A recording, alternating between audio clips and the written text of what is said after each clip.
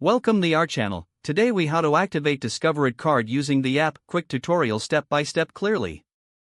To activate your Discover It card using the app, first, download the Discover app from the App Store or Google Play Store. Once installed, open the app on your device. If you haven't already, log in to your Discover account. If you don't have an account, tap on Register to create one.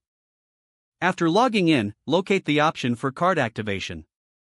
This is usually found on the main dashboard or in the menu. Tap on the Activate Card button.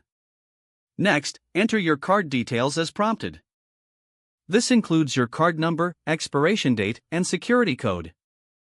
Double-check the information for accuracy.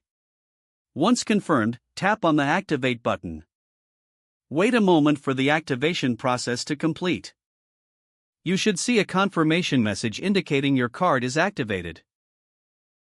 Now you can begin using your Discover It card for purchases. If the page does not load, refresh the browser or try again in a private or incognito. Make sure you are using the correct email address, then retype it carefully to avoid small typos. If your password is not accepted, use the reset option and create a new strong password you can remember. Check your spam folder for verification or security emails, then complete any requested. Enable two-factor authentication if available to improve account security and reduce unauthorized access risk. After signing in, review your profile details so your contact information and settings are accurate and current. If you see an error message, note it down and try again. Log out when you finish, especially on shared devices, to keep your account and payment information secure. If the page does not load, refresh the browser or try again in a private or incognito window. Make sure you are using the correct email address, then retype it carefully to avoid small typos. If your password is not accepted, use the reset option and create a new strong password you can remember.